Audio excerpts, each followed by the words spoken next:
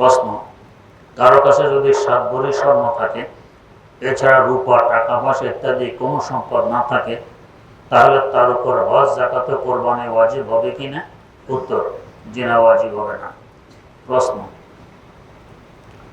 হুজুরকে আল্লাহ তাআলা নেক হায়াত দারাজ করুন। মাইয়াতের বাসায় দাওয়াত খাবার পর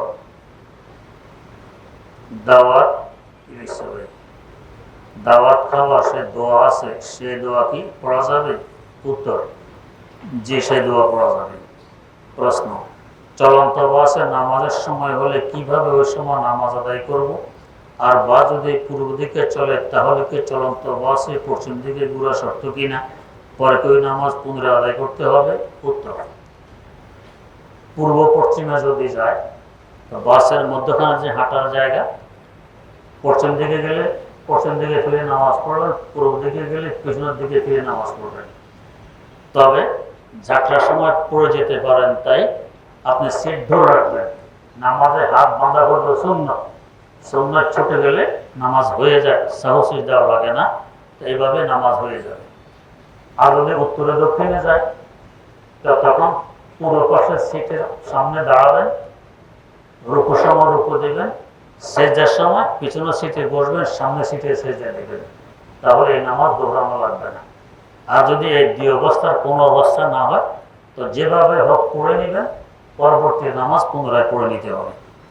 প্রশ্ন, কৃষকের চাষাবাদের জমি, গোলার ধান ও গরু ছাগলের উপর যাকাত ও কোরবানি আসে কিনা? কারো কাছে এমনও জমি থাকে যা তার প্রয়োজনে অতিরিক্ত, যা সে ভাড়া দিয়ে থাকে, তার কি হুকুম? উত্তর, যে জমিন, গোলাপ, ধান এগুলোর উপরে যাকাত আসে না। তবে যদি আমার প্রয়োজনে অতিরিক্ত হয়, তাহলে কোরবানি ওয়াজিব হবে। প্রশ্ন, দাড়ি কাটা ইমাম সাহেবের পিছনে নামাজ হবে কিনা যার দাড়ি 1 মুষ্টির কম? উত্তর, নামাজ হবে, তবে মাকরুহে তাহরিমি হবে। নামাজ হবে, তবে মাকরুহে তাহরিমি হবে। কর্তৃপক্ষের দায়িত্ব এমন ইমামকে বাদ দিয়ে পরহেজগার একজন সুন্নতের পাবন ইমাম নিযুক্ত করা। প্রশ্ন, আল্লাহ তাআলা আপনার নেক হায়াত ও সুস্থতার মধ্যে বরকত নসিব করুন, আমিন। যত সময়ে পানি দাঁড়িয়ে পান করার অনুমতি প্রদানে কি হিকমত রয়েছে, ও জমজমের পানি দাঁড়িয়ে পান করার অনুমতি প্রদানে কি হিকমত রয়েছে? উত্তর, হিকমত জানা জরুরি নয়, ইল্লত জানা জরুরি। কারণ কি? এর হিকমত আল্লাহ ভালো জানেন। জমজমের পানি দাঁড়াইয়া পান করতে পারেন, বসেও পান করতে পারেন, কোনো সমস্যা নেই। প্রশ্ন, 4 জন শরীক মিলে কি 7 জনের পক্ষ থেকে কোরবানি করতে পারবে?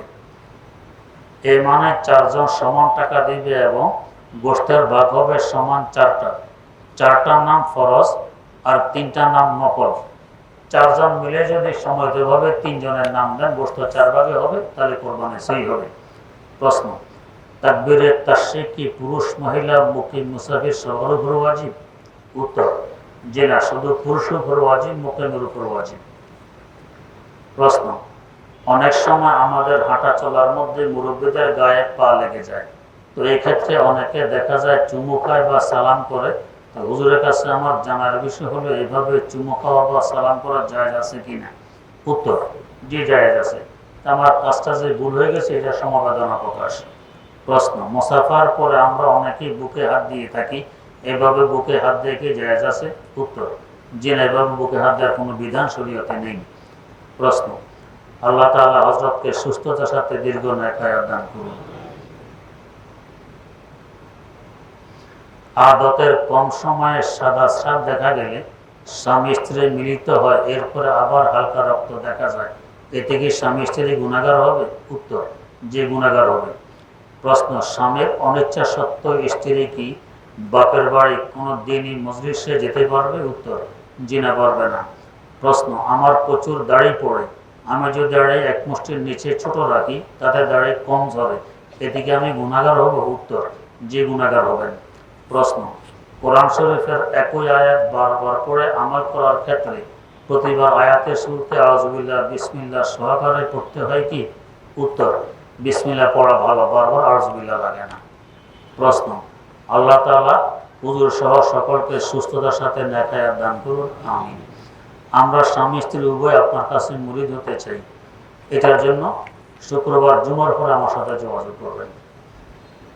আলহামদুলিল্লাহ রাব্বিল আলামিন ওয়াসসালাতু ওয়াসসালামু আলা আশরাফিল আমবিয়া ওয়াল মুরসালিন সাইয়্যিদিনা ওয়া মাওলানা মুহাম্মাদিন ওয়া আলা আলিহি ওয়া আসহাবিহি আজমাইন। রব্বানা আতিনা ফিদ দুনিয়া হাসানাতাও ওয়া ফিল আখিরাতি হাসানাহ ওয়া কিনা আযাবান নার। রব্বিরহামহুমা কামা রাব্বায়ানি সগীরা। রব্বিরহামহুমা কামা রাব্বায়ানি সগীরা। আয় আল্লাহ, মেহেরবানি করে জিন্দেগির সমস্ত গুনাহগুলো ক্ষমা করে দেন, ভবিষ্যতে গুনাহ খাতা থেকে হেফাজত করুন। আল্লাহ অতি সহজে আমাদের অন্তরকে বিশুদ্ধ বানায় দিন। আয় আল্লাহ, মেহেরবানি করে আমাদেরকে আপনার বানায় নিন, আপনি আমাদের হয়ে যান। কদমে কদমে দস্তগিরি ফরমান। আল্লাহুম্মা জাআলনি ফি আইনি সগীরা ওয়া ফি আয়ুনিন নাসি কাবীরা। আল্লাহ, আপনার মহব্বত আমাদের অন্তরে ঢেলে দেন। রাসূল আকরাম সাল্লাল্লাহু আলাইহি ওয়াসাল্লামের ভালোবাসা দিলে পয়দা করে দেন।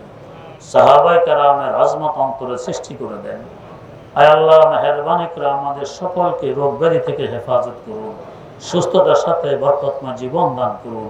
আমাদের আওলাদ ফরজন্দদেরকে মুত্তাকি পরহেজগার বানায় দিন, আলেমে হক্কানি রব্বানি বানায় দিন, দাঁড়িয়ে ইসলাম হিসাবে কবুল করে নিন, হাদি কওম হিসাবে কবুল করে দিন। আয় আল্লাহ, মেহেরবানি করে যার যে সমস্যা আছে সব সমস্যার সমাধান করে দিন। বিপদ আপদ থেকে আমাদেরকে উদ্ধার করুন। আয় আল্লাহ, বিনা হিসাবে জান্নাতুল ফেরদাউসের মালিক বানিয়ে দিন।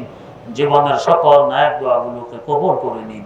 সুবহান রাব্বিকা রাব্বিল ইজ্জাতি আম্মা ইয়াসিফুন ওয়া সালামুন আলাল মুরসালিন ওয়া আলহামদুলিল্লাহি রাব্বিল আলামিন।